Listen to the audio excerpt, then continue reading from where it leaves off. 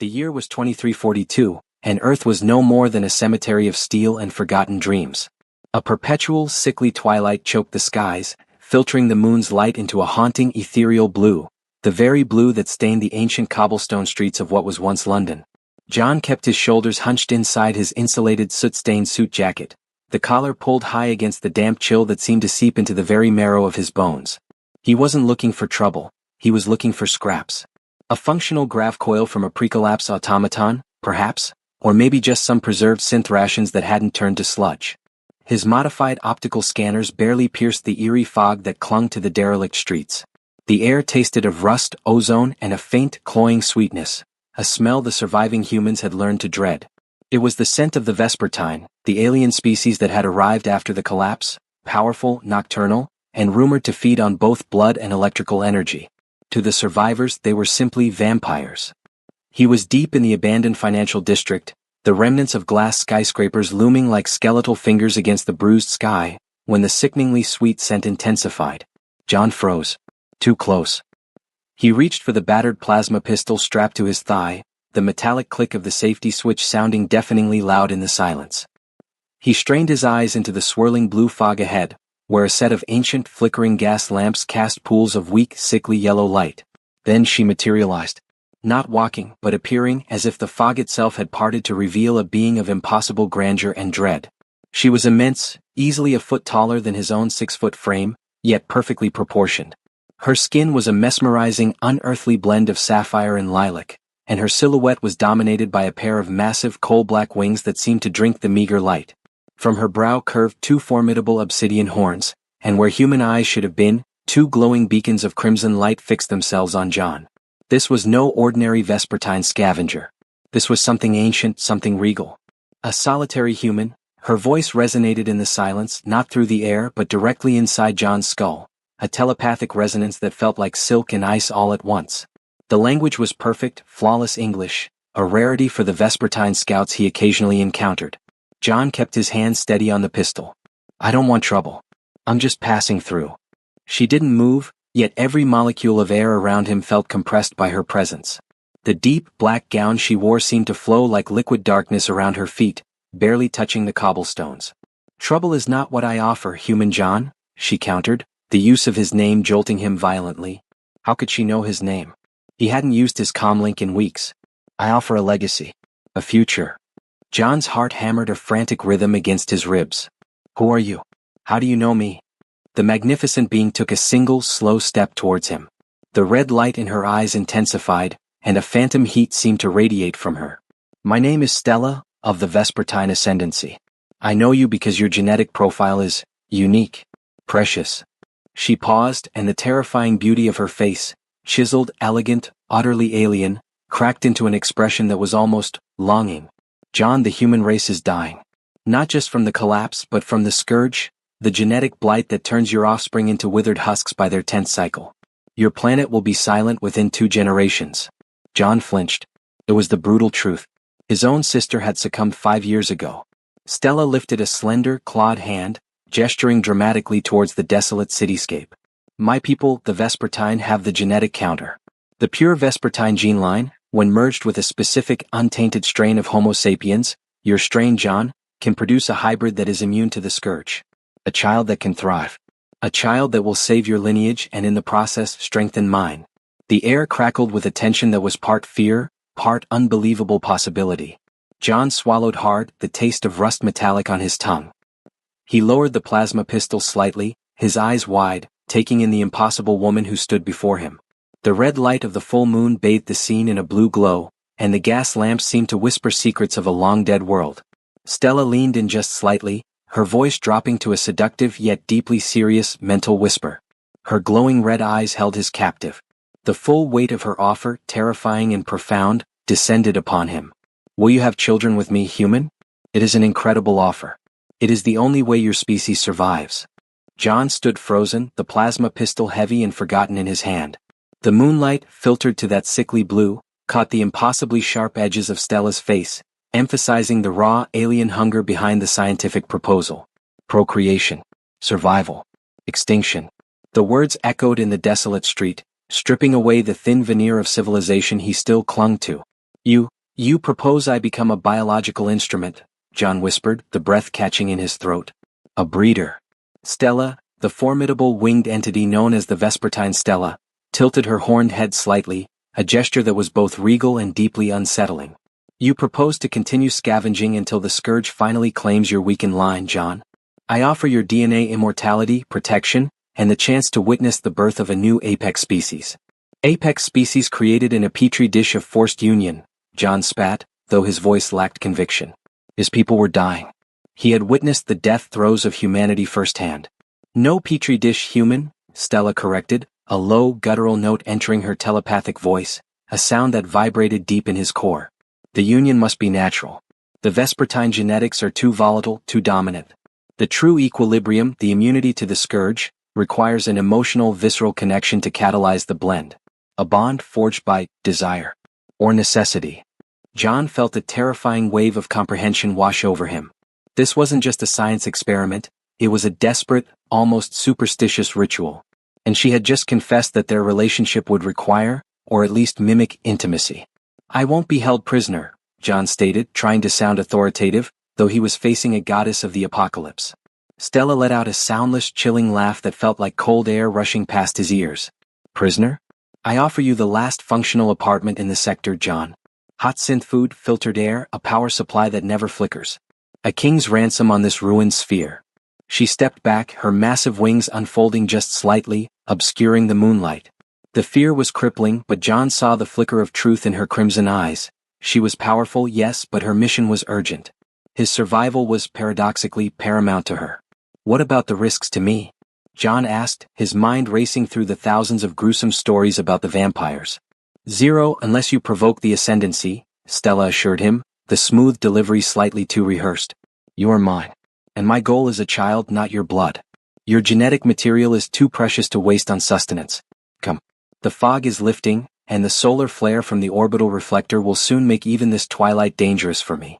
Stella turned, her cape of darkness swirling behind her, beckoning him down a side alley toward a structure that looked remarkably intact. A pre-collapse museum, gothic and imposing.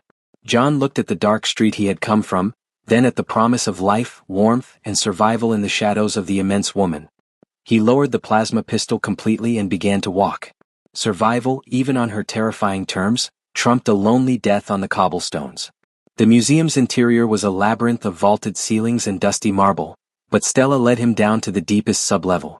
The air down here was clean, the humidity controlled, and the power, a throbbing, contained energy source he couldn't identify, hummed steadily. The living area Stella presented him with was spacious, almost luxurious by 2342 standards. A large synth bed, a private cleaning module, a shower, and a nutrient dispenser loaded with real, pre-collapse protein packs. The process must begin quickly, Stella announced, standing at the edge of his room, her height nearly scraping the ceiling. She had retracted her wings, making her seem slightly less terrifying, but the glowing eyes remained. What process? John demanded, peeling off his sweat-damp suit jacket. We just met. You don't get to rush this, Stella. This is my entire life. And the entire life of your species, she countered sharply. But I concede. The emotional connection must be cultivated.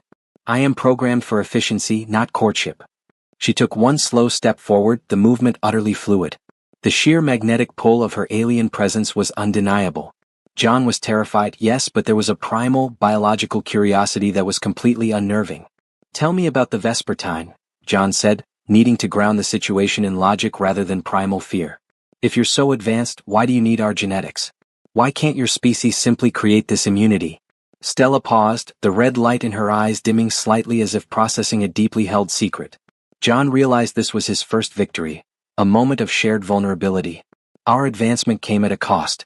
Our purity of line, our extreme longevity, makes us susceptible to certain cosmic radiations, or engineered pathogens, she admitted, and the word engineered felt like a heavy stone dropping between them. A clue to the scourge's origin. Your DNA, John, is raw.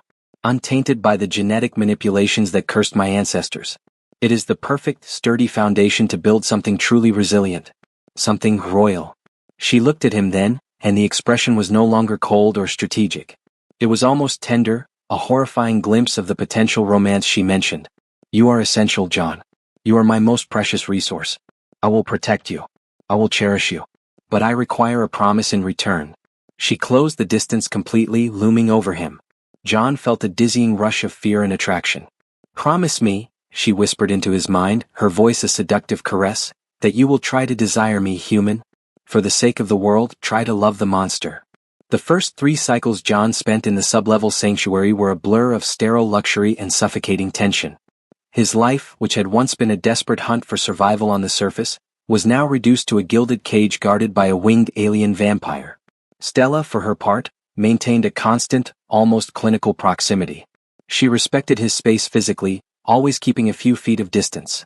A nod, John suspected, to the fact that his genetic material must remain healthy and untraumatized.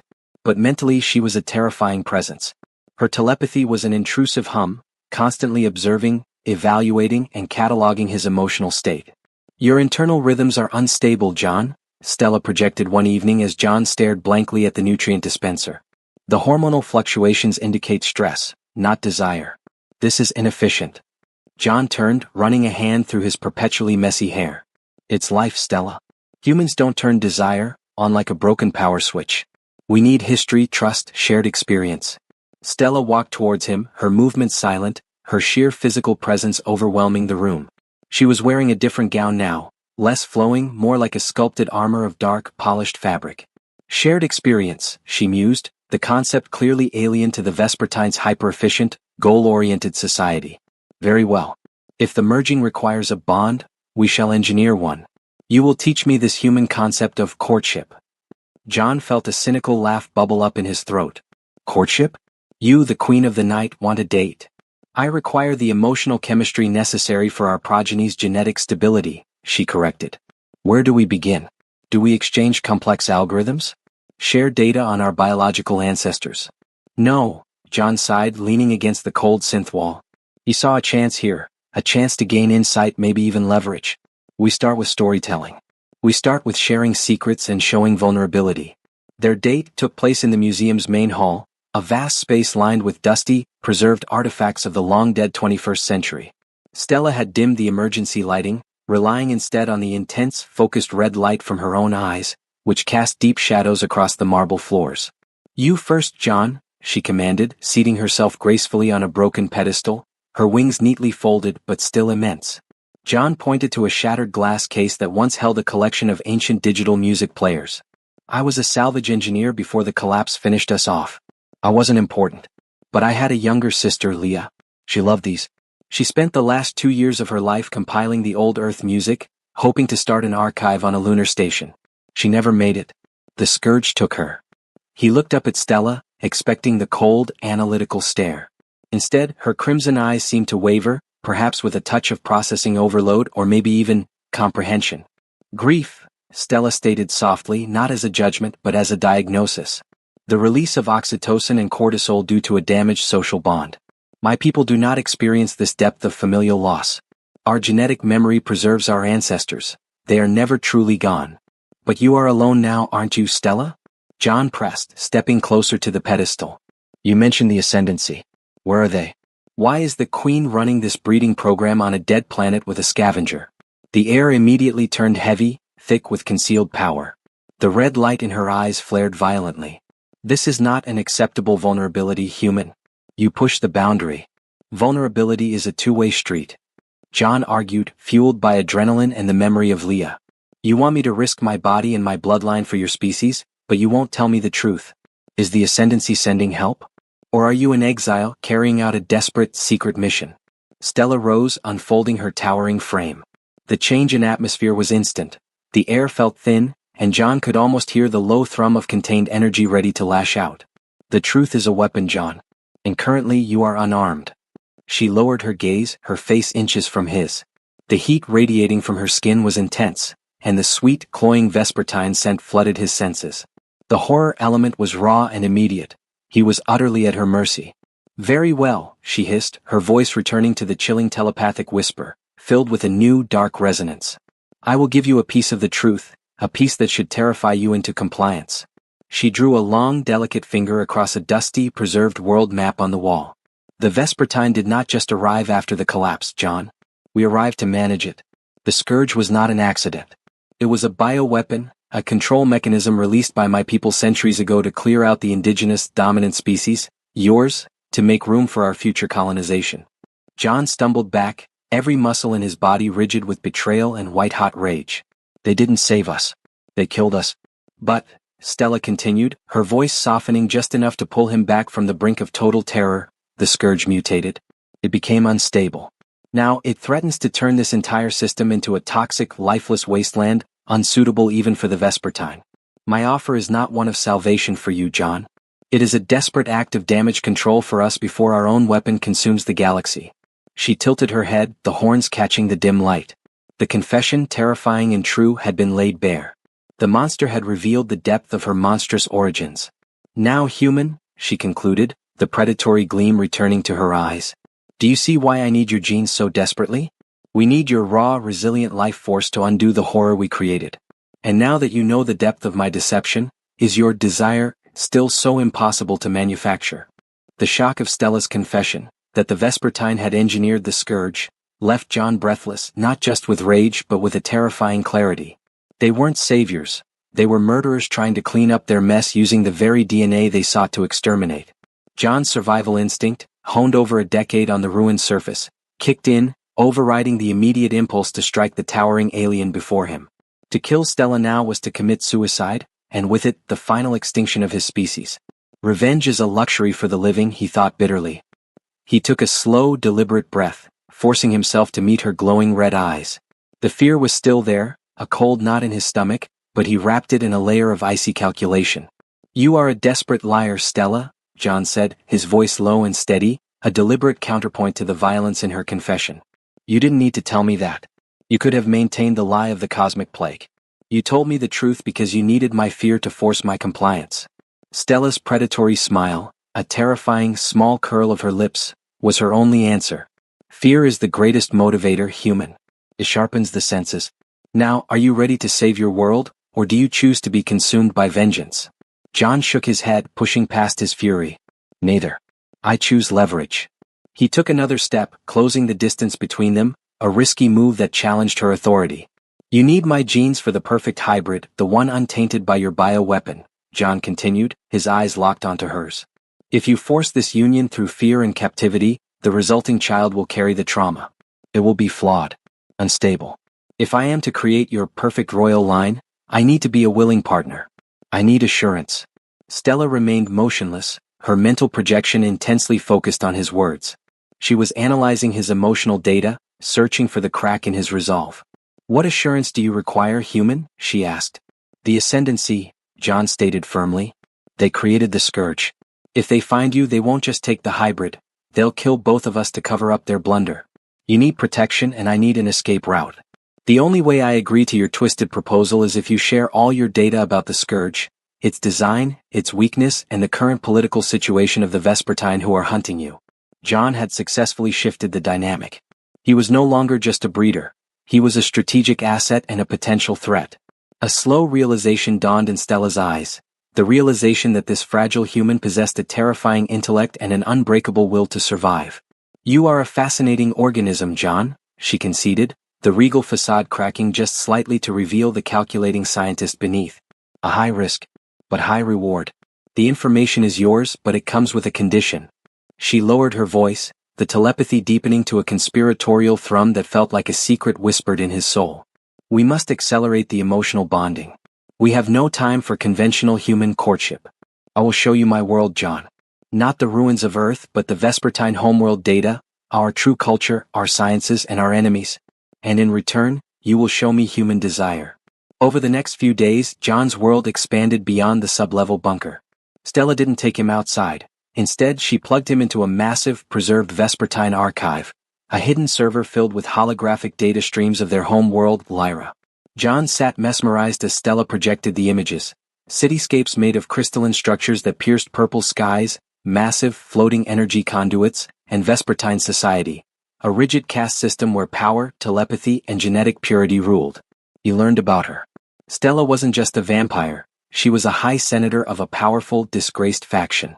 She had escaped a coup. Her mission to Earth was the last desperate throw of the dice to create a hybrid that could potentially challenge the new, tyrannical regime of the Ascendancy. a regime that wanted her exterminated.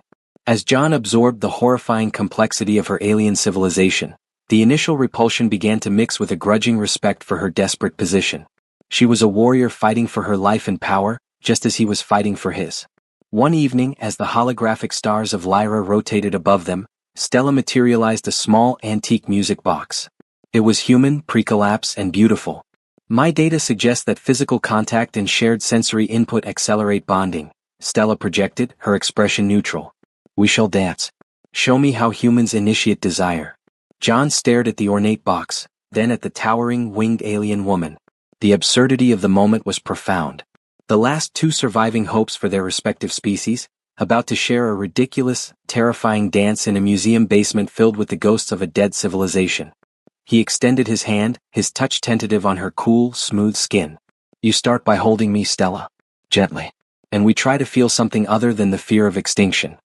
As the weak, mechanical notes of the antique music box filled the silence, John stepped into her embrace.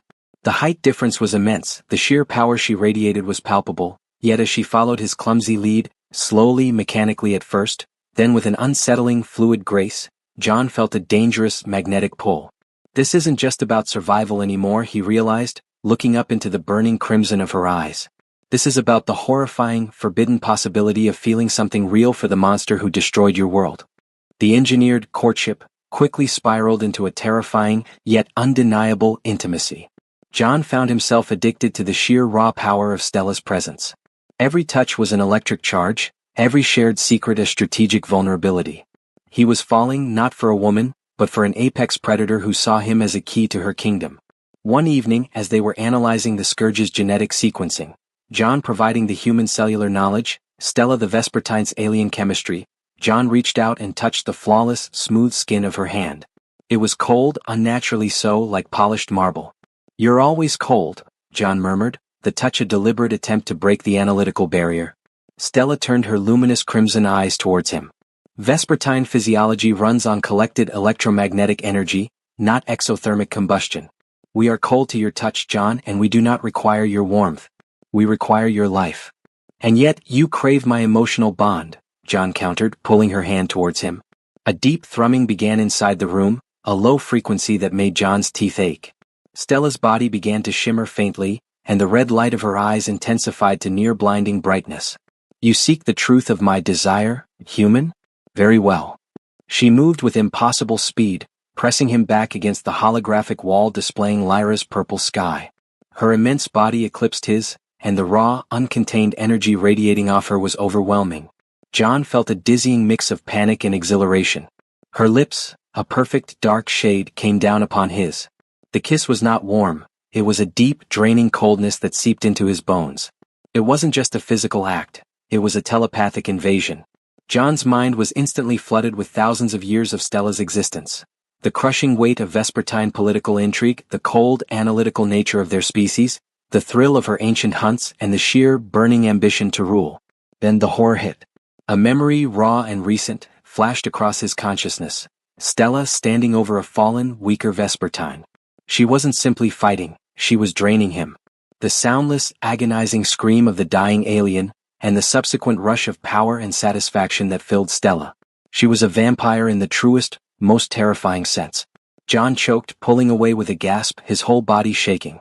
He stumbled back, clutching his head, the taste of ozone and cold fear heavy on his tongue. What was that? He rasped. What did you show me? Stella was still panting, the shimmering slowly receding. Her eyes were wide, and for the first time, John saw something akin to regret, or perhaps just exasperation, in her alien face. That was the true nature of my kind, John. We consumed the life force of others to maintain our longevity and power. That moment was my desire for dominance, for life, for survival, channeled into you. It is the only way I know how to be passionate. She stepped towards him. Do not fear the hunter, John. Fear the extinction that will make my actions meaningless. Your survival is my most sacred oath. John knew he should run, scream, fight. But the lingering echo of her power, the rush of adrenaline and dark excitement, had irrevocably bound him. He was attracted to his killer. The telepathic invasion in Part 5 had shattered John's psychological barriers, replacing his fear with a dangerous, calculated obedience. He now understood that Stella's affection was a terrifying form of possession. He also understood that she was under immense pressure. One day the power supply in the sublevel flickered violently. Stella's crimson eyes narrowed. The Ascendancy is closer than I thought. Their scouts are using high-yield pulse technology to scan for energy anomalies. We have no more time for human courtship, John. We must proceed with the bonding ritual. John's stomach plummeted. What ritual? You said natural union was necessary. It is, Stella replied, her voice taut with urgency. She produced a small, intricately carved knife made of black volcanic crystal. But the ritual is a mechanism of efficiency. It is an ancient Lyran tradition to ensure the genetic transfer is accepted by both hosts, a form of accelerated genetic acceptance through life force exchange. She led him to the center of the room, now illuminated solely by the flickering emergency lights. The atmosphere was thick with dread. You will share your blood, John. I will share a small fraction of my etheric essence. The blend must occur directly, to cement the immune response in our future progeny.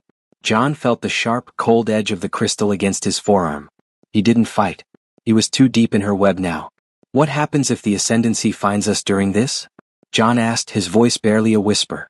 If they find us, Stella hissed, making a small, clean incision on his skin, drawing a bead of pure red human blood. We will both die and my mission will fail. But we will die as bonded equals. Stella brought her own long, elegant finger to her mouth, and with a swift motion, bit the tip, drawing forth a drop of thick, shimmering deep purple fluid, her etheric blood. It was not like human blood. It was iridescent, almost metallic. Share your life with me, John, she commanded, pressing his bleeding arm to her own wound. As the purple and red fluids mingled, a massive, silent surge of energy shot through John's body. He gasped as his vision swam. He didn't just feel her power, he felt her pain. He saw the suffering of her species, the loneliness of her exiled state, and the burning love she held for the power that consumed her. The fusion was complete. He was genetically, psychically, and now richly bound to the alien monster. John was no longer just John. He was a host, a vessel, and a conspirator. He could feel Stella's moods as a phantom ache in his own mind. The romance was now a deep, psychological dependency.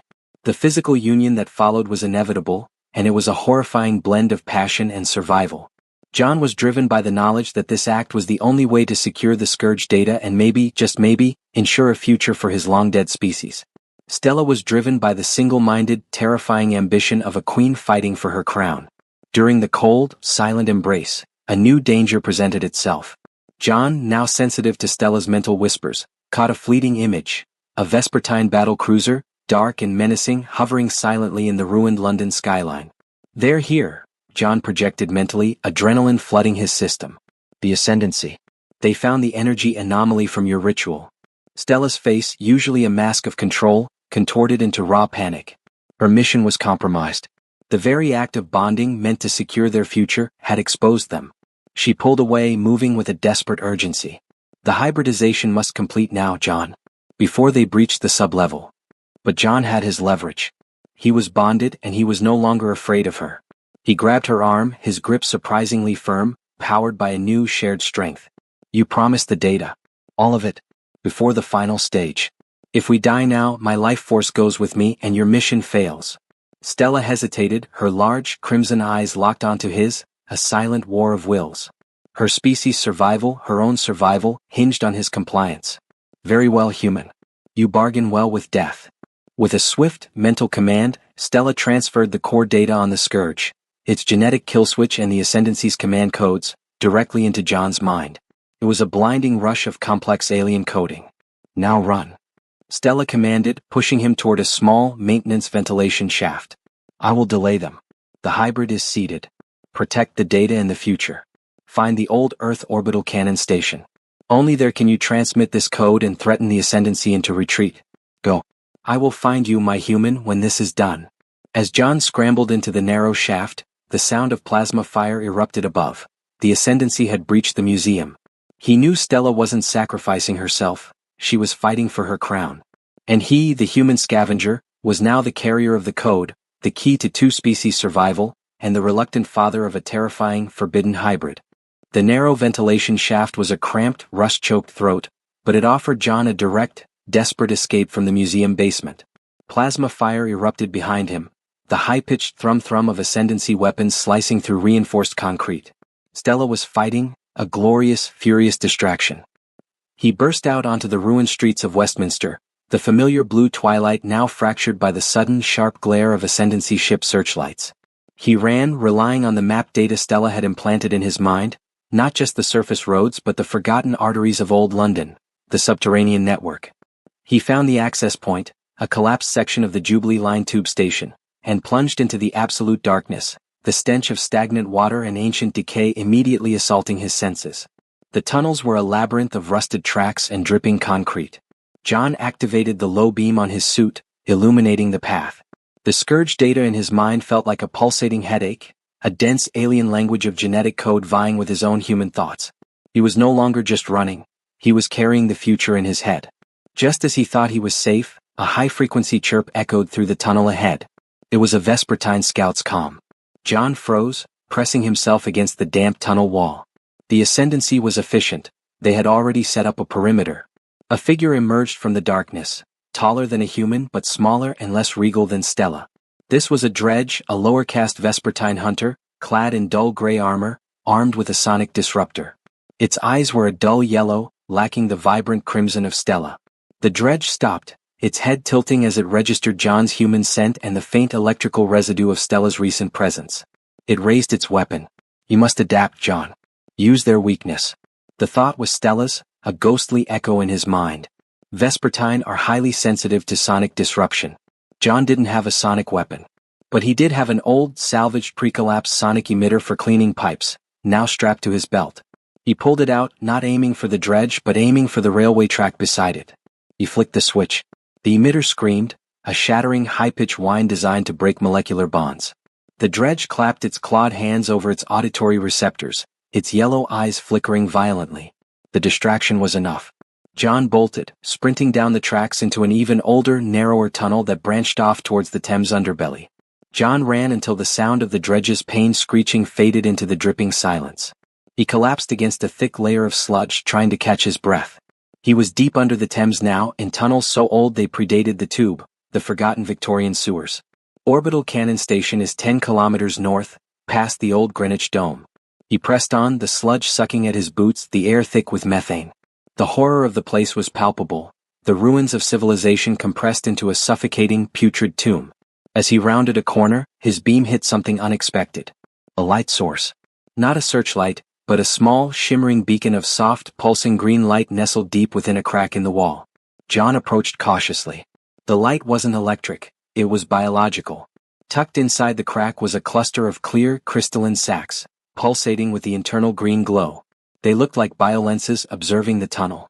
Suddenly, a voice entirely unlike Stella's telepathic resonance, whispered in his auditory canal, a dry, paper-thin sound barely audible over the dripping water. It spoke in a broken, archaic version of English. Run, human. Not from the cold ones. From the flesh weavers. John spun around, pointing his pistol. Who said that? Show yourself. The green light pulsed faster. The crystalline sacs seemed to retract slightly. We are the caretakers. We observed the Vespertine's genesis on this sphere. They fear us, John. They fear what we have guarded in the Earth's core since the dawn of your time. The voice paused, then became urgently sharp. Your partner, the Cold Queen. She is a fool.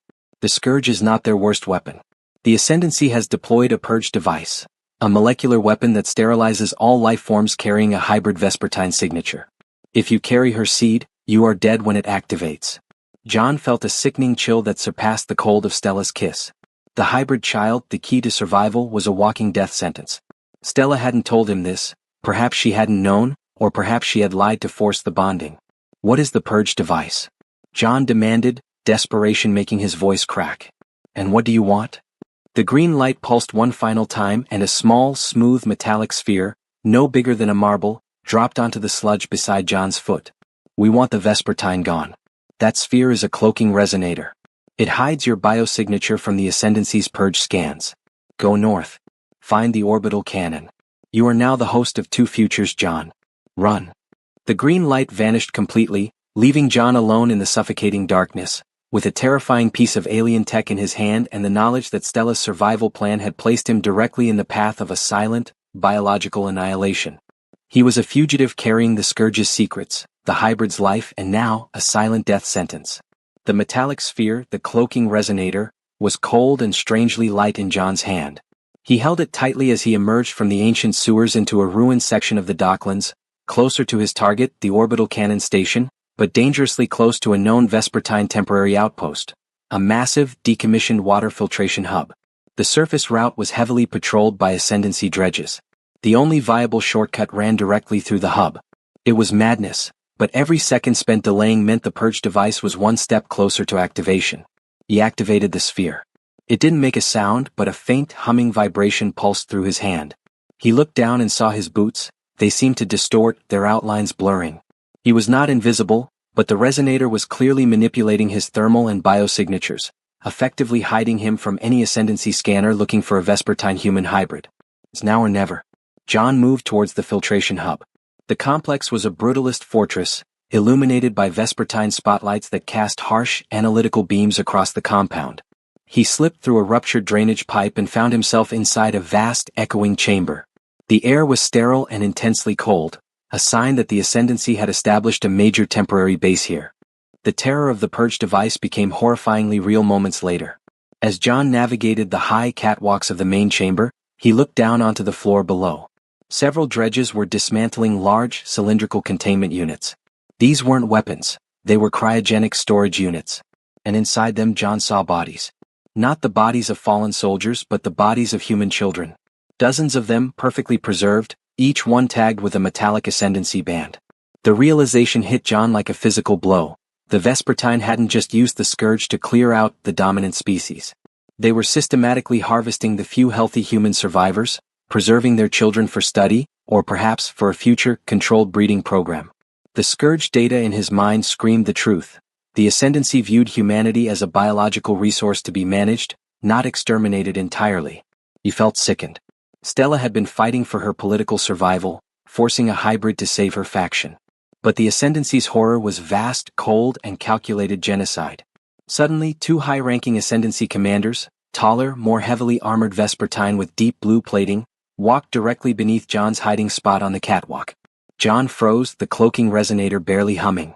One commander projected a clear, crisp thought, instantly translated by the implanted data in John's mind. The purge device is scheduled for global activation within 48 cycles. It will eliminate the contaminated bloodline, including the traitor Stella and her seed. The Ascendancy will then initiate the secondary phase 2 harvesting. 48 hours. John had 48 hours to reach the orbital cannon, or the purge device would sterilize his child, and likely kill him in the process. As John moved deeper into the hub towards the shortcut exit, he came to a security checkpoint, a massive steel door with a locking mechanism keyed to Vespertine genetic ID. He couldn't pass. The cloaking resonator hid his biosignature, but it couldn't fake a Vespertine ID. Panic was a cold, hard knot in his chest. But then Stella's voice, now a familiar, cold echo in his mind, returned. Use the data, John. The scourge is not just a virus, it's a master key. John accessed the scourge's source code in his memory, a blinding array of complex molecular algorithms. He realized that the scourge was designed to interact with all Vespertine security systems, acting as a fail-safe backdoor, ready to be exploited if the Ascendancy turned against its own weapon. He placed his hand on the security pad, the cloaking resonator still active. Concentrating with desperate focus, John mentally manipulated the scourge's coded command sequences. He was using the genetic weapon's digital blueprint to trick the alien lock. The security panel's blue light flickered violently, then turned a sickly green. The massive steel door hissed open, revealing the shortcut, a long, dark maintenance tunnel leading out of the hub. He had succeeded. He had used the knowledge of the weapon that killed his people to survive the monsters who created it. As John slipped into the tunnel, he glanced back one last time. The two Ascendancy commanders were standing by the newly opened door, looking confused. They hadn't seen him, but the breach was registered. John ran, the terror of the purge device now a race against time. He was a ghost in the machine, carrying a forbidden life, and every footstep was a step closer to his impossible goal. John was a ghost, traversing the dead highways leading north toward Greenwich. The cloaking resonator hummed constantly in his pocket, its silent shield protecting him from the purge device's deadly genetic scan. The information overload in his mind, Stella's genetic codes, the scourge's algorithm, and the caretaker's warning, had pushed him to the brink of exhaustion. He had 40 hours left. He reached the outskirts of the orbital cannon station, a massive, rusted skeleton of a space elevator that still housed the ancient transmission dish. The area was eerily silent, devoid of the usual dredge patrols. Too silent. As John crested a collapsed bridge, a figure emerged from the deep shadow of the cannon's base. It wasn't a dredge. This was a master hunter, a high-caste Vespertine. He was as tall as Stella, but his armor was sleek, obsidian black, and woven with bright gold circuitry. He had no visible horns or wings, they were retracted and armored, signifying his rank. His eyes were not crimson but a cold, burning gold. The hunter projected his voice, a powerful, chilling baritone that bypassed the cloaking resonator and went straight to John's inner ear. "Cease human. You carry the seed of the traitor, Stella?" John froze. His heart hammered against his ribs. He knew instantly who this was, a family member of Stella's sent to retrieve the compromised genetics. "I am Kale, first cousin to the House Lyra. And you, human, are a biological stain on our lineage." Kale walked towards John, his movements predatorily smooth. Stella's desperation to secure the throne led her to commit genetic blasphemy with a scavenger. "I am here to sterilize the impurity and return the scourge data to the ascendancy." John stood his ground, gripping the plasma pistol. "Stella gave me the data to stop the purge device. Your ascendancy is wiping out life, including your own future hybrid." Kale stopped a few feet away, a soundless, arrogant laugh vibrating in John's mind. "The hybrid is flawed by your filthy genetics. And the purge device is necessary. The Vespertine were weakened by civil war. We must restart, purify the line, and secure the Earth before the rest of the cosmos realizes our internal strife. The purge is for the Vespertine's ultimate power, not just a clean-up." Kale moved faster than John could track. A black, razor-sharp gauntlet shot out, knocking the plasma pistol out of John's hand. Before John could react, Kale's other hand clamped around his throat, lifting him effortlessly off the ground. "The cloaking resonator is cute, human. But I tracked the emotional residue of Stella's blood bond on your nervous system. Now be silent as I extract the data and your miserable life." Kale's golden eyes glowed, and a searing, psychic probe invaded John's mind. The scourge data recoiled, protected by the sheer complexity Stella had designed into the algorithm, but Kale was ripping away layers of John's personality, memories, and will. The pain was absolute, a psychological vivisection. John felt himself fading into the cold, alien abyss of Kale's consciousness. John woke up in a state of suspended animation. He was no longer in the orbital cannon station. He was in a small spherical cell made of a pulsing dark material, suspended high in the air inside a massive hollowed-out asteroid. Kale had taken him to an emergency ascendancy citadel hidden in Earth's outer orbit. His cell door hissed open and Kale stood there, a picture of cold, aristocratic fury. "You have wasted precious cycles, human. The scourge data is protected by a genetic lock tied to your emotional core, a pathetic feature Stella added to her coding. I cannot extract it without destroying your mind." Kale paced the small cell. "The purge device is now at 30 cycles." John, weak but defiant, pushed himself up. "Stella knew you'd hunt me. She made me the key. She knew the only way to stop the purge was to leverage the data against the ascendancy. And that is where the true deception lies," Kale stated, a terrifying calmness in his voice. He activated a holographic screen on the wall, showing an image that instantly horrified John. Stella standing beside a Vespertine figure of unimaginable power, the supreme patriarch of the ascendancy. Stella did not escape the coup. She orchestrated it, Kale revealed, his golden eyes glittering with hatred. She never wanted to stop the scourge. She wanted to relaunch it, using the hybrid as proof that her new bloodline is superior to the patriarch's. The sheer, monumental twist crashed over John. Stella's forbidden love was a lie. Her desperation was a lie. Her survival was a lie. She had never intended to save Earth. She had intended to use the hybrid's existence as a weapon to seize absolute power over the ascendancy, proving her lineage was the only one fit to control the final extinction of the human race. "The purge device is not targeting her hybrid seed," Kale continued, enjoying John's despair. "It is targeting her. The patriarch fears her ambition. You, John, were a pawn in a deadly game of thrones, designed to create a sacrificial lamb, a powerful child that would legitimize her reign after the patriarch's removal." John was shattered. He wasn't the savior of humanity, he was a tool for the most monstrous ambition in the galaxy. His love for Stella was a chemical reaction, a carefully calculated manipulation of his survival instinct. "I will not let you kill the child," John choked out, finding a new burning resolve. Even if the child was born of deception, it carried his DNA, his desperate hope. "You have no choice," Kale sneered. "But I have an alternative. Give me the emotional key to the data." Help me stop Stella's return. The Patriarch will spare your life and study your genetics. You will die with dignity." John shook his head, looking at the holographic image of Stella, beautiful, terrifying, and utterly ruthless. "No. I will use her own lies against all of you. The purge device is coming for both your factions. I'm transmitting the data, and if I can't stop the purge, I'll take down the entire ascendancy with me." With 24 cycles remaining, Kale's extraction methods escalated from psychological torture to physical torment, but John's mind remained a stubborn lock. The Scourge data was intrinsically woven with the memory of his real love, his sister Leah, and his current, twisted bond with Stella. He wouldn't yield. Suddenly, the Citadel shuddered violently. Alarms blared, not the internal warning of a breach, but the external wail of a massive, incoming threat. Kale cursed in the Vespertine tongue, his golden eyes wide with shock. What in the abyss? A second later, the ceiling of John's cell exploded inward. Hovering in the breach, framed by the cold, black vacuum of space, was a figure of magnificent, terrifying power. Her massive, dark wings were spread wide, deflecting plasma fire, and her crimson eyes burned with the fury of a dethroned goddess. Stella had returned. She had tracked John and Kale to the orbital citadel, not to save John, but to reclaim her asset. "Kale, you dare touch what is mine." Stella's telepathic projection was a thunderclap in John's mind. A full-scale battle erupted in the citadel. Kale, though powerful, was outmatched by Stella's pure, focused rage. She fought with the brutal elegance of a queen fighting for her dynasty. As Stella engaged Kale in a blinding duel of energy blasts and razor claws, she glanced briefly at John.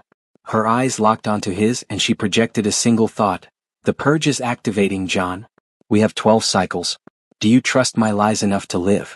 She wasn't asking for forgiveness, she was making a final, desperate bargain. She knew John knew the truth, and yet they were both facing the same imminent extinction. Stella, with a final, devastating blow, hurled Kale into a central support column. Then she swooped down, grabbing John with a cold, powerful embrace. She didn't head for an escape pod. She headed for the Citadel's main communications array. "The purge cannot be stopped, human, but it can be redirected." Stella roared, crashing through the comms room. She plugged a massive data spike into the main terminal. "The Scourge data, transmit the kill code. I will splice it with a targeted energy pulse and vaporize the Citadel. It is the only way to destroy the purge device before it reaches Earth." John realized the impossible choice. He had to trust the lying monster who created the bioweapon, or they would both die, along with the human hybrid. He transmitted the code. The comms array screamed as the Scourge algorithm overloaded the system. Stella grabbed John, folding her wings tightly around him. "Hold on, my love. We burn together." A catastrophic flash of energy erupted from the Citadel. John felt a violent, shattering force, then nothing but the crushing darkness of unconsciousness. The orbital blast had not destroyed the Citadel entirely, but the resulting decompression and energy feedback had hurled Stella and John back into Earth's atmosphere.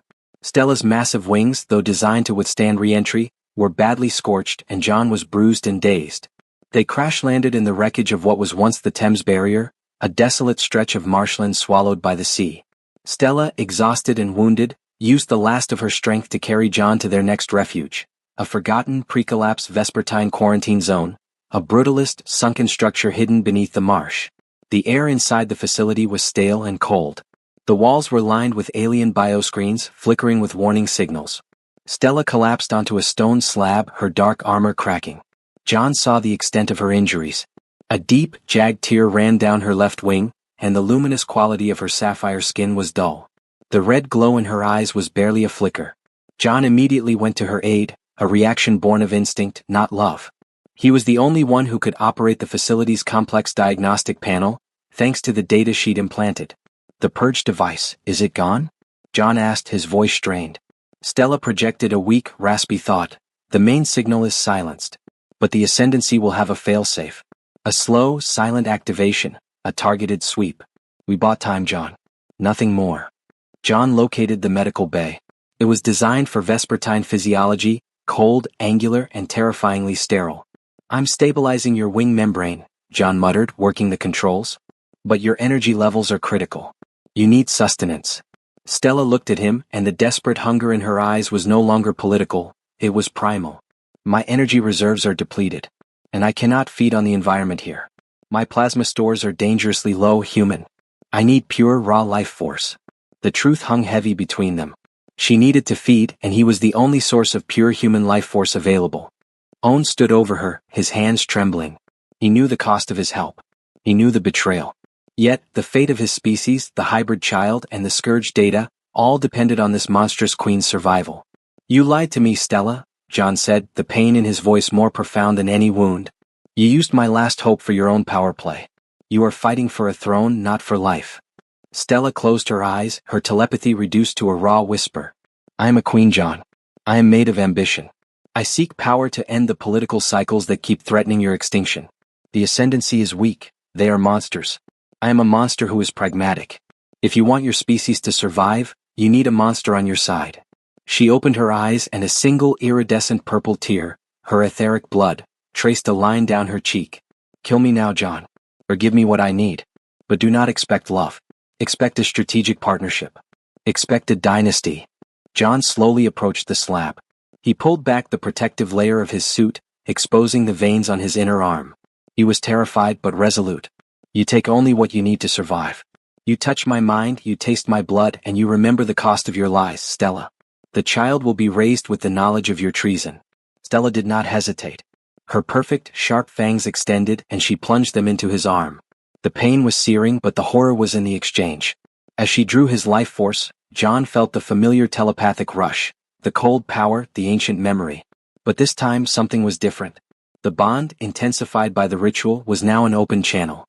He didn't just feel her ambition. He felt her loneliness, the crushing weight of her responsibility, and the terrifying fear that she was not strong enough to rule. The pure, raw humanity in John's blood seemed to momentarily overwhelm her alien senses. She pulled back with a guttural gasp, her eyes wide. Your blood, it is too potent. Too vital. It has repaired my focus. She looked at the small, bleeding wound on his arm, then at John's weary, betrayed face. We must move, human. The ascendancy will follow the energy spike. We need the caretakers. They have the power to hide us entirely. Find me the coordinates to the etheric well, a deep underground fissure they guard. It is the only place we can truly disappear. John, weakened but mentally clear, nodded. He was no longer a victim. He was a necessary ally. He had given his blood for the life of his enemy, and in doing so he had secured his next move. Using the limited data Stella possessed, John calculated the coordinates for the etheric well, a deep seismic fissure beneath the ruined Alps, a region known for ancient, untapped geological energy. Stella, her vitality partially restored by John's blood, managed to navigate them out of the Thames Marsh in a salvaged, cloaked ascendancy shuttle she had hidden years ago. The flight was tense, silent, and permeated by the raw awareness of their fractured bond.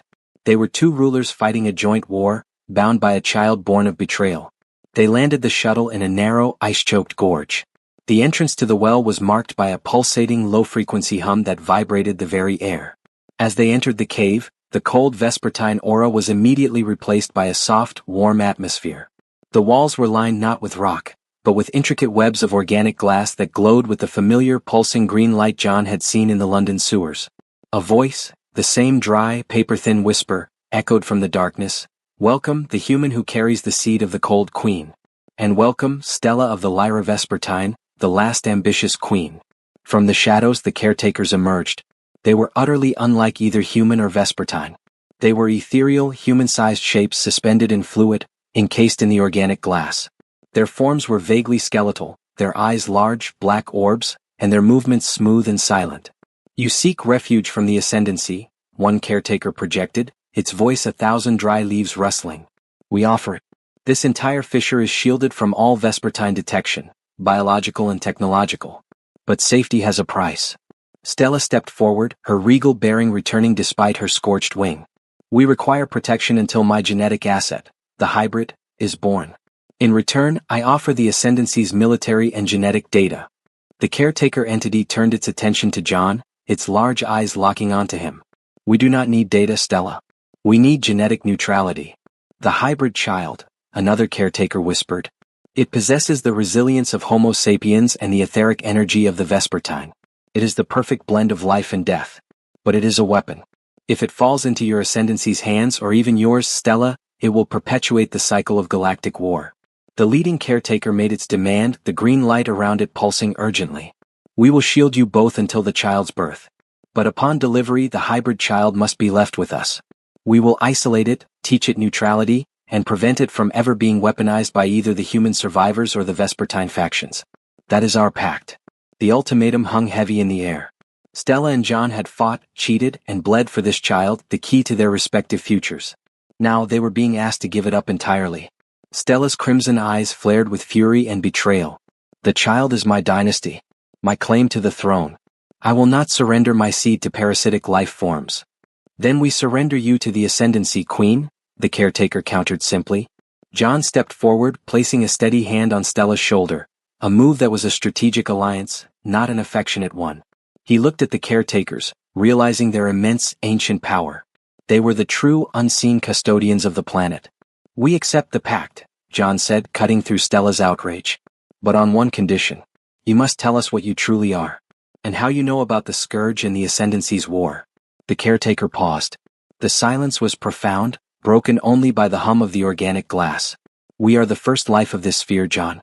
We lived in the deep mantle, observing the evolution of your species and the arrival of the Vespertine.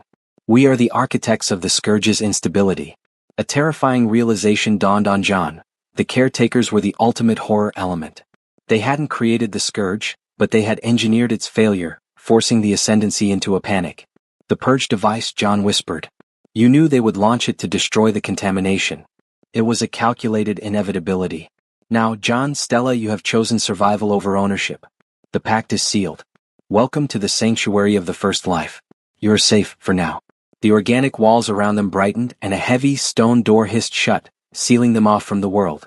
John and Stella, the two most powerful beings on the planet, one a fallen queen, the other a desperate human, were trapped in a bunker built by the planet itself, awaiting the birth of the child they had to lose.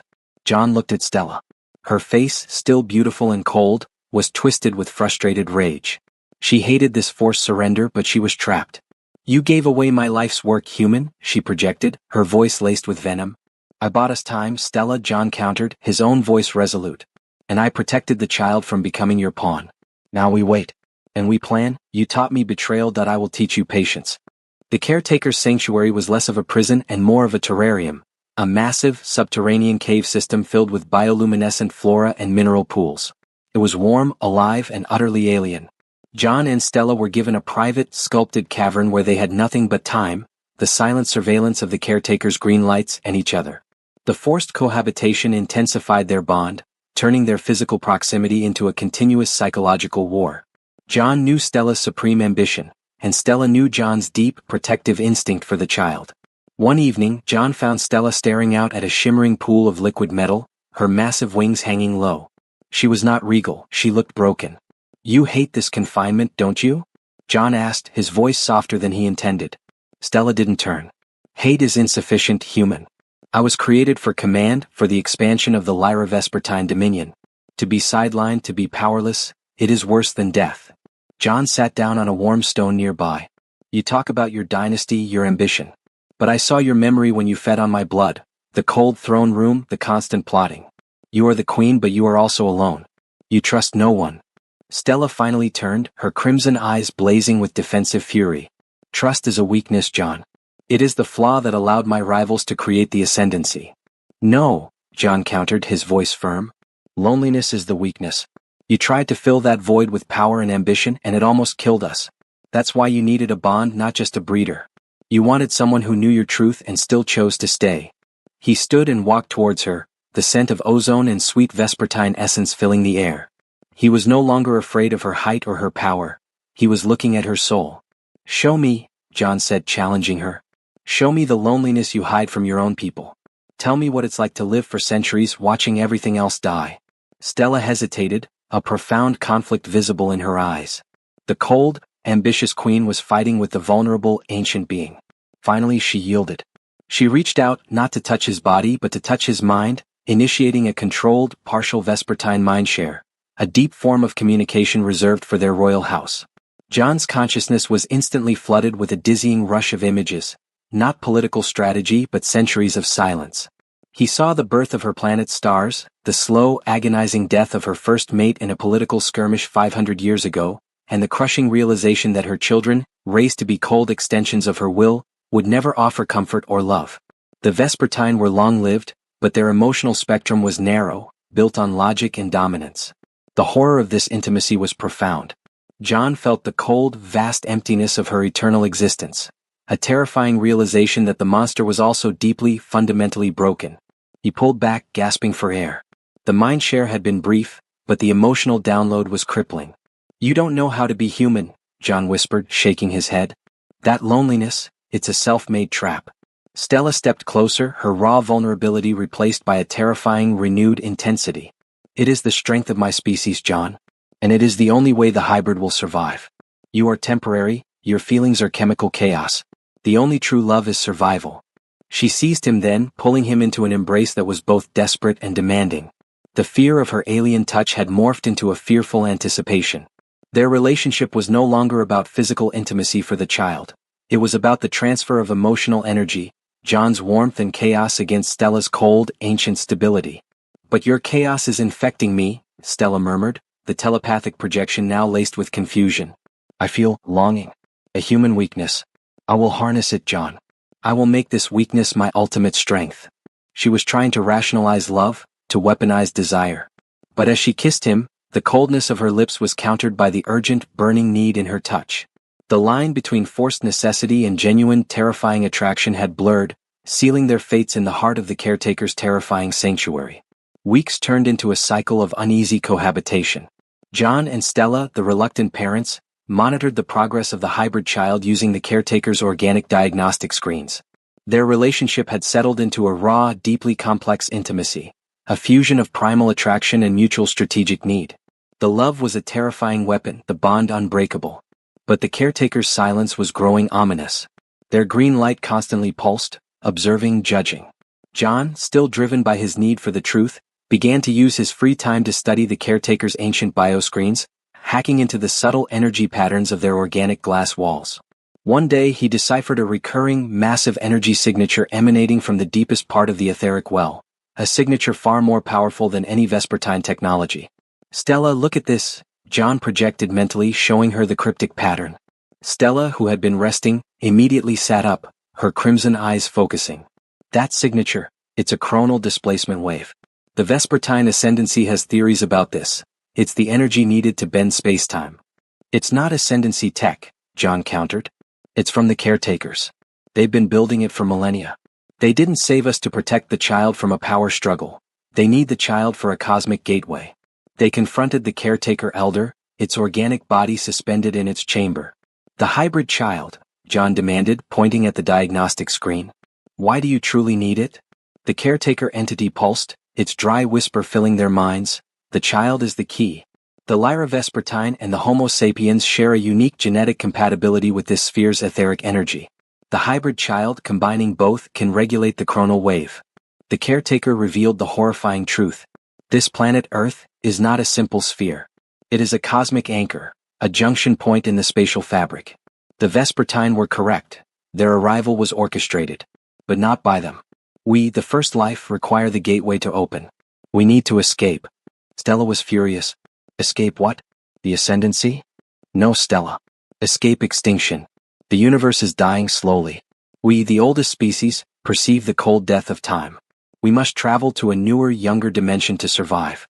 The hybrid child is the perfect, living organic circuit to stabilize the gateway and project us across time and space." John realized the scale of the horror. The caretakers were not benevolent guardians.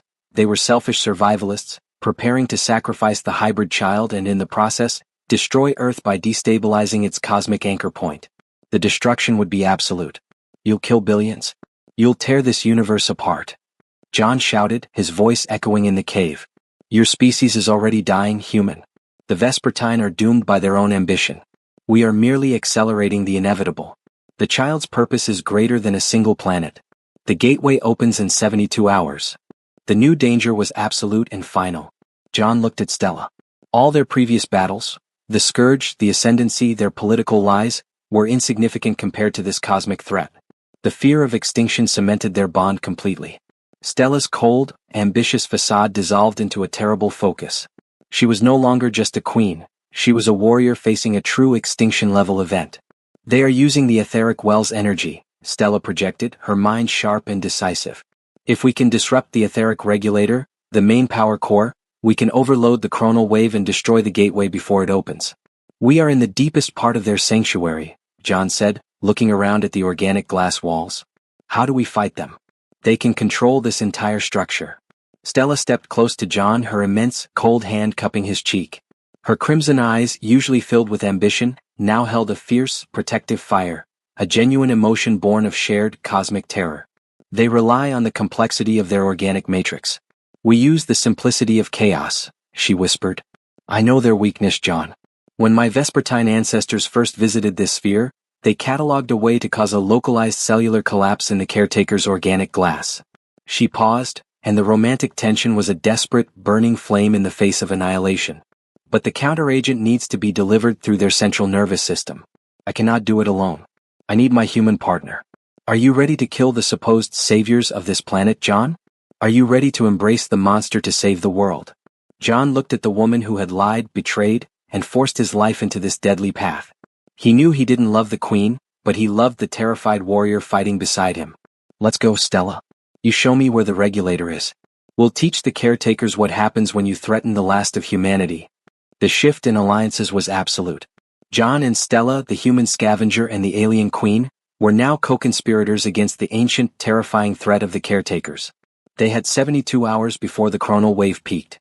Stella, now driven by a clear existential threat rather than political ambition, had designed the attack. Their target was the etheric regulator, the central organ of the sanctuary, located deep within the well. The caretakers control the organic glass through their neural network, Stella projected, her eyes scanning the blueprints she'd drawn mentally. If we introduce a concentrated burst of unstable, chaotic energy into a primary node, it will cause a localized, cascading cellular collapse, a short circuit in their entire system. What kind of chaotic energy? John asked. Pure, unfiltered human emotion, Stella stated, her voice tight.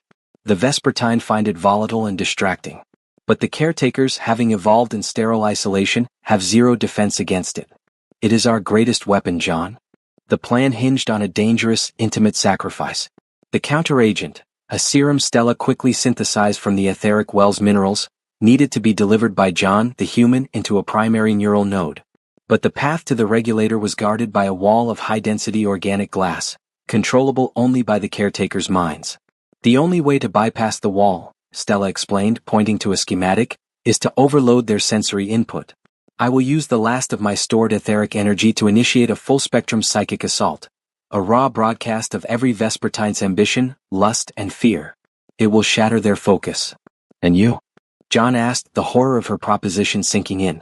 That much energy will leave you powerless. You'll be a sitting target for the ascendancy if we fail, or for the caretakers if we succeed. Stella looked at him, and the protective, desperate fire in her eyes was the most real emotion he had ever witnessed from her. The hybrid needs a mother, John, not a queen. I will be your etheric shield. But I will be empty. I need you to promise me, human, that you will not leave me behind. John walked to her, taking her cold, clawed hand.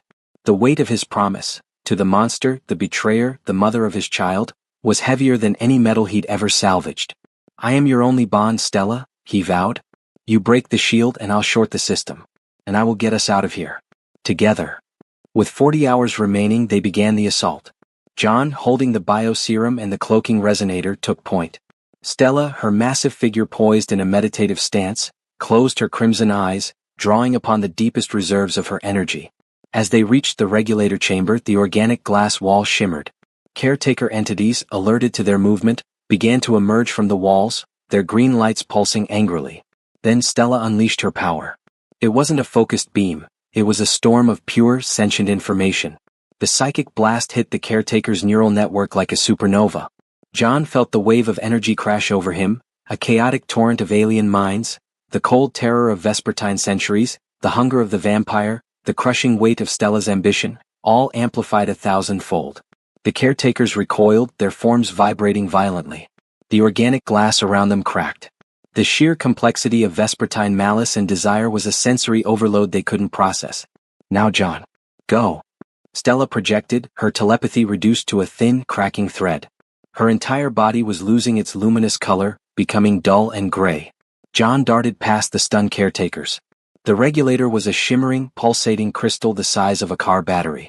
He plunged the bioserum into the crystal core. The effect was instantaneous and catastrophic. The chaotic human element in the serum reacted with the unstable etheric energy. The crystal screamed, a high-pitched whine that fractured the glass walls. The entire sanctuary began to collapse. The green light of the caretaker's network flickered wildly, then died, replaced by explosions of rock and steam. The chronal wave energy collapsed in on itself. John turned and raced back to Stella. She was barely conscious, a gray husk, her wings limp and useless. He lifted her, the weight immense but manageable in the chaotic gravity. "I have you, Stella. We're leaving." As they scrambled towards the collapse-ridden exit tunnel, John glanced back. The caretaker elder, its glass casing shattered, was dissolving into the liquid metal pool. The ancient, silent observers of Earth had been defeated by the combined, desperate force of the two species they had tried to manipulate. The gateway was gone. John carried Stella out of the crumbling etheric well sanctuary, his mind a mixture of adrenaline and staggering exhaustion. Stella, depleted of her etheric energy, was a terrifyingly inert weight. Her sapphire skin was dull gray, her eyes mere smoldering embers. They emerged into the snow-swept remnants of the Alps, the air razor-thin. John knew their first priority was finding shelter and immediate sustenance for Stella. Her human blood bond was keeping her alive, but she needed a dedicated energy source to recover. As John dragged Stella's immense, unconscious form down a frozen ridge, a flicker of light caught his eye, not the cold, electric glare of the ascendancy, but the warm, diffused glow of a human fire. He moved cautiously, the cloaking resonator only partially functional after the etheric overload. He found a small, hidden cave where 3 human survivors, heavily armed with scavenged energy rifles, were sheltering. They were the London Resistance Cell, a decentralized group John had only heard whispers about. The moment they saw Stella, the immense, winged, horned figure, their rifles immediately pointed at John. "Drop her, scavenger. That's a fucking vampire queen." The leader, a scarred woman named Mara, yelled, her finger tight on the trigger. John dropped to his knees, his hands raised, but kept a protective arm around Stella. "Wait, she's compromised. She just saved Earth from something worse than your Vespertine, a chronal gateway that would have ripped the planet apart." "Lies. They all lie," a young man beside Mara spat. "She gave me the Scourge code," John countered desperately, his mind racing. "The data that proves the Ascendancy engineered the plague. I have it in my head. If you kill her, you kill the only chance we have to expose them and negotiate a real future." Mara hesitated, her eyes flickering between John's exhausted desperation and Stella's inert, terrifying form. The mention of the Scourge data was a powerful hook. "The Scourge data?" Mara lowered her rifle slightly. "That's a myth. Prove it, human." John didn't hesitate. He reached out and touched Mara's hand, initiating a shallow mental data link, a trick he'd learned from Stella. He forced her to view the code's raw data and the quick, terrifying memory of Stella's confession about the Ascendancy's role in the genocide. Mara gasped, pulling back her hand, her face pale with horror and shock. "God, it's real. They're all monsters." Mara looked at the unconscious Stella, then back at John. The hatred was still there, but now it was mixed with a cold, strategic calculation, the very pragmatism Stella had taught him. "All right, scavenger. We hold a truce. We need that code, you need to keep your monster alive. We'll stabilize her, but you will give us the Ascendancy's military protocols first. And you will tell us everything about this hybrid you're carrying." John agreed. He had lost the luxury of choice. The resistance cell took them in. The irony was profound. The human survivors were now sheltering the queen who had helped destroy their civilization. They used a crude, high-gain electrical condenser to slowly begin restoring Stella's etheric energy. As Stella slowly began to recover, the full weight of the Act 3, the reckoning descended upon them.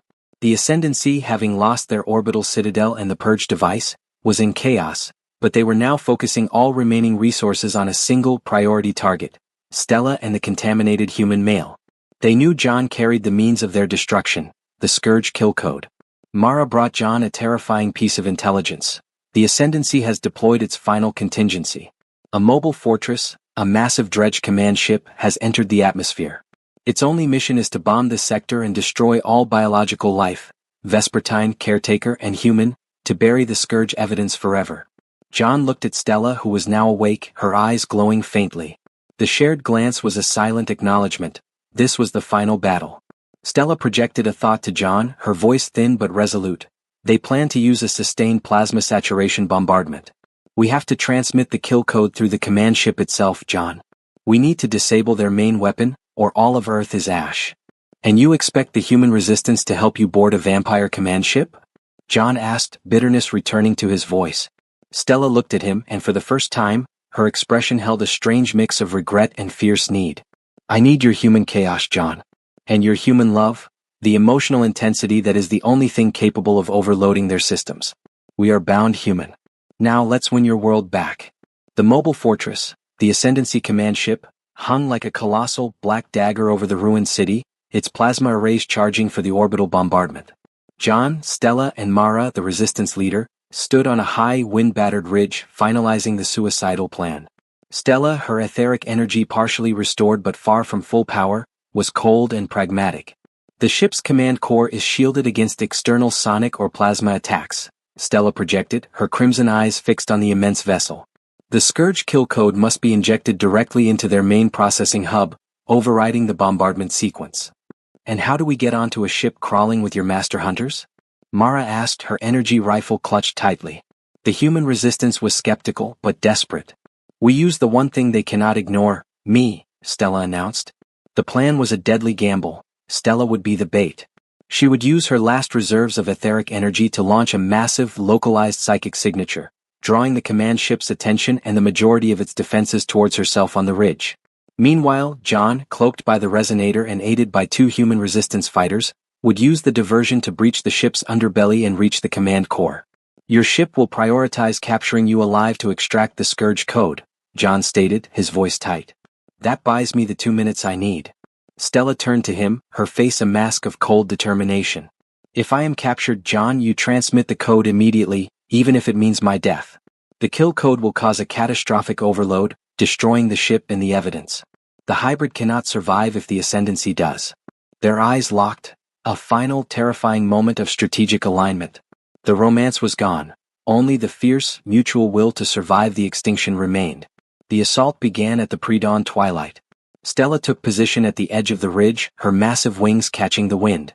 The human resistance fighters deployed salvaged anti-grav nets to allow John and his small team to climb the ship's sheer hull. Stella closed her eyes and unleashed the surge.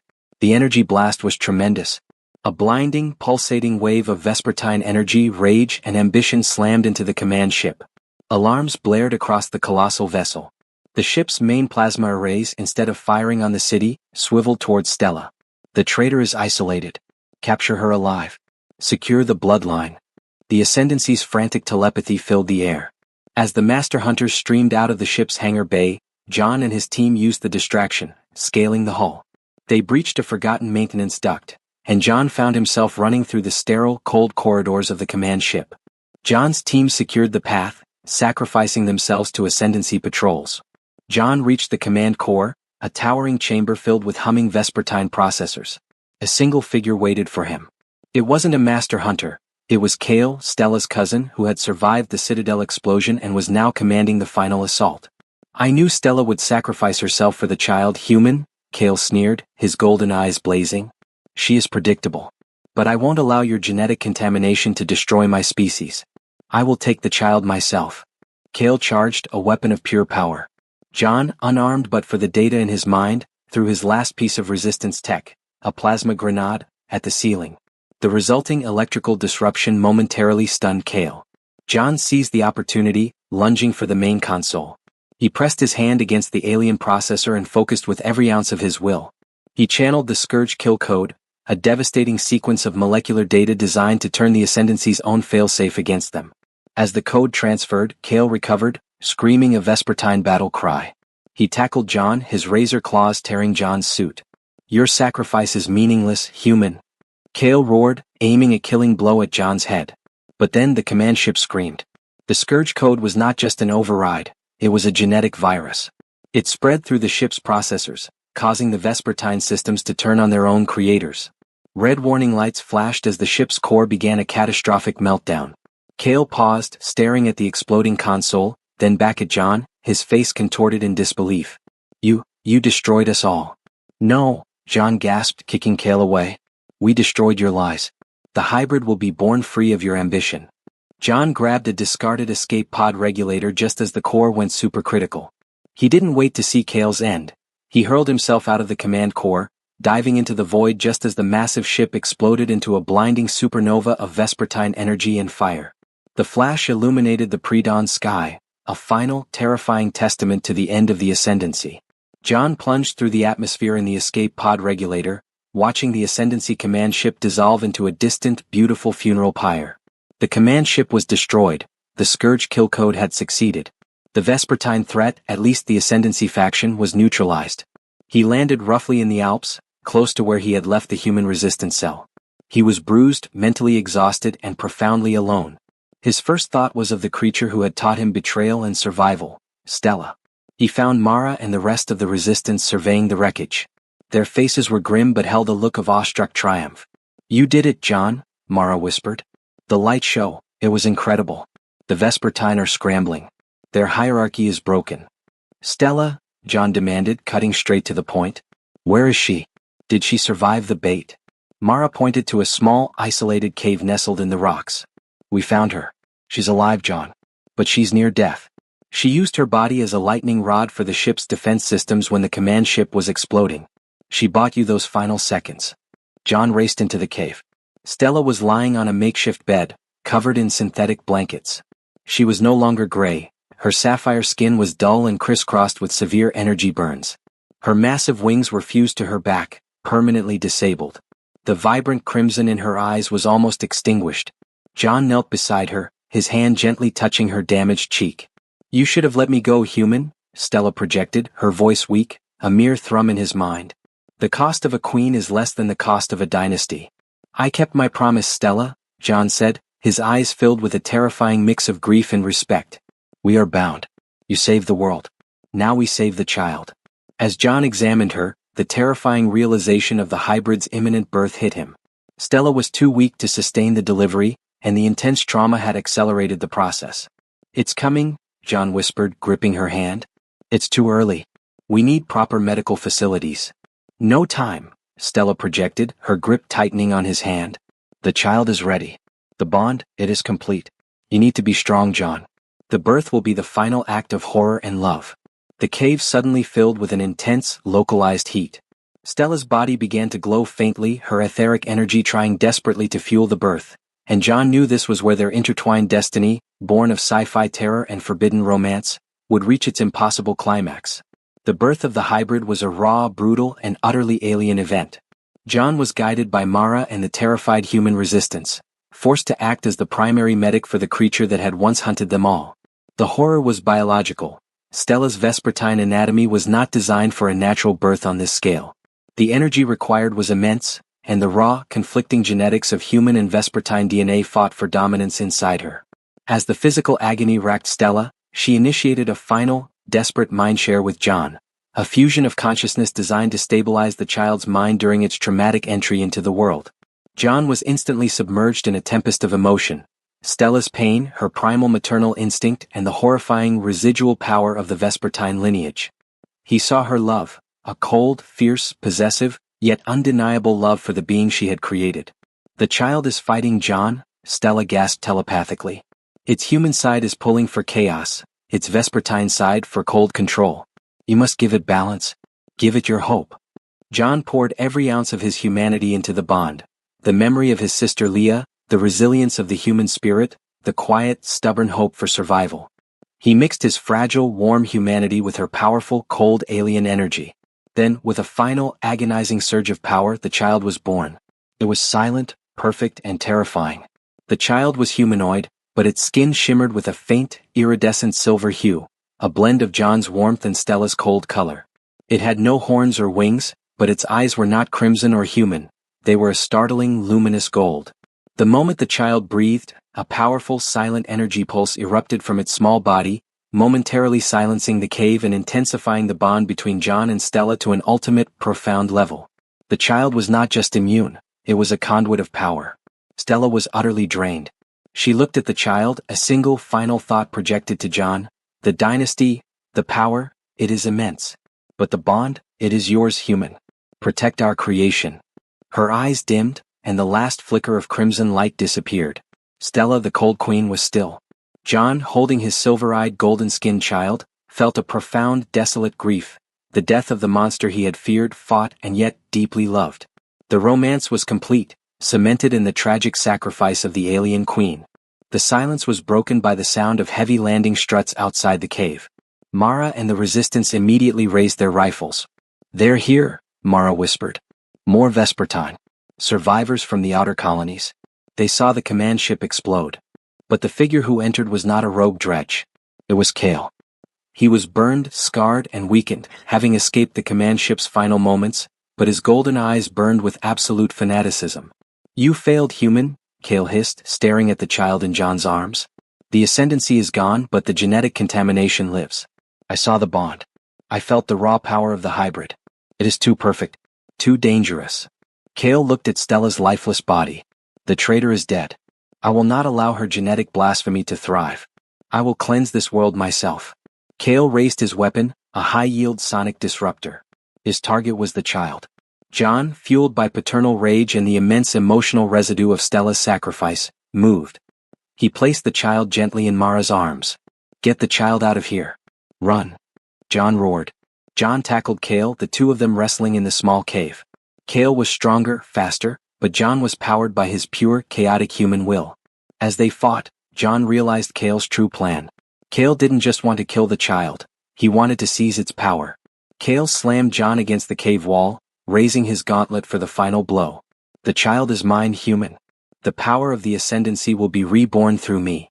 In a flash of instinct, John activated the cloaking resonator in his pocket, throwing it directly at Kale's golden eye. Kale shrieked as the small sphere exploded, emitting a blinding flash of volatile, unstable energy. The blast didn't kill Kale, but it momentarily shattered his vision and his telepathic focus. John seized Kale's gauntlet, turning the massive sonic disruptor against Kale's heavily armored torso. He fired. Kale was hurled backward, his obsidian armor shattering. He hit the stone wall with a sickening crack, his golden eyes losing their fierce light, replaced by the finality of death. The last master hunter of the ascendancy was defeated. John stood panting, scarred but alive. The final physical threat was gone. He turned to the human resistance. "Mara. The child?" he whispered. Mara held the silver-eyed child, its golden eyes silently observing the chaos. "The caretakers wanted it for a cosmic gateway," Mara said, her voice strained. "Kale wanted it for a galactic empire. What do you want, John? You promised to save humanity." John looked at the child, the physical embodiment of his horror and his forbidden love. "I want what Stella wanted in the end. Survival. This child is the future." The world slowly began to heal. The ascendancy was shattered, its remaining dredges disorganized and now fighting among themselves. The caretakers were gone, their threat erased. Earth was free but irreversibly changed. John, now the reluctant leader of the growing human resistance, made a final, decisive move. He led Mara and the resistance to the place where he had crash-landed the escape pod, the Thames Marsh. Here, in the ruins of the Vespertine quarantine zone, they laid Stella to rest. Her immense, scarred body was wrapped in her black cloak, her sacrifice acknowledged not with love, but with the cold, enduring respect a warrior deserves. John stood over her grave, the final words he spoke not a profession of love but a vow. "You made me a weapon, Stella. You made me a father. Your lies are dead, but your legacy, our son/daughter, will be raised with human hope, not alien ambition. You won the war, Queen." The hybrid child, whom John named Lyra, after Stella's home world, a nod to their complicated romance, was raised in the heart of the reconstructed human resistance. Lyra's golden eyes and shimmering skin were a constant, terrifying reminder of the war and the monstrous alliance that had saved them. But Lyra was also the most powerful human ever born. The child possessed John's empathy and resilience, along with Stella's formidable telepathic and etheric abilities. The final scene took place 5 years later. Earth had begun its slow, painful reconstruction. John, now the head of the new Global Council, stood on the rebuilt tower, overlooking a new, fragile civilization. Lyra, now a 5-year-old child, walked up to John. The child did not speak with words, but with a clear, resonant thought that echoed only in John's mind. "Father. They are coming." John turned, his expression serious. "Who, Lyra?" "The remnants." Lyra shook her silver head, pointing a small, shimmering hand toward the stars. "Not Vespertine, Father. Other species. They heard the explosions. They felt the death of the ascendancy. They are curious about the child of the Cold Queen and the human survivor. The universe is watching us, Father."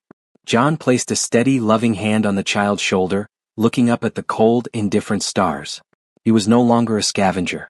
He was the protector of a new species, the co-creator of an impossible child, bound eternally to the monster who had betrayed and saved him. The journey of the hybrid was just beginning. The romance was dead, but the horror of the future, a future ruled by the terrifying power of the child he had with the alien vampire, was now a reality.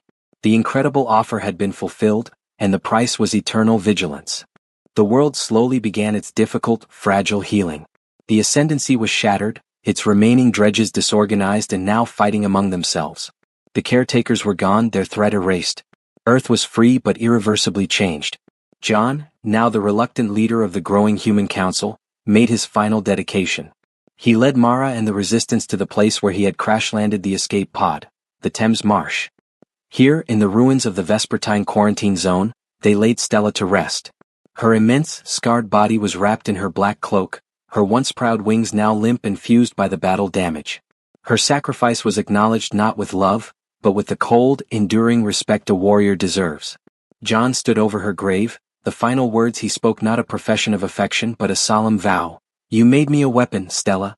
You made me a father. Your lies are dead, but your legacy, our son/daughter, will be raised with human hope, not alien ambition. You won the war, Queen. The hybrid child, whom John named Lyra, a nod to Stella's house and their shared, terrible destiny, was raised in the heart of the reconstructed human resistance. Lyra's golden eyes and shimmering skin were a constant, terrifying reminder of the war and the monstrous alliance that had saved them. But Lyra was also the most powerful human ever born, possessing John's empathy and resilience, along with Stella's formidable telepathic and etheric abilities.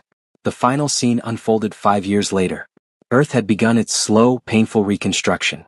John, his face now etched with lines of command and sorrow, stood on the rebuilt tower of the Global Council, overlooking a new, fragile civilization. Lyra, now a 5-year-old child, walked up to John. The child did not speak with words, but with a clear, resonant thought that echoed only in John's mind. Father. I see her. John turned, his expression serious. Who, Lyra?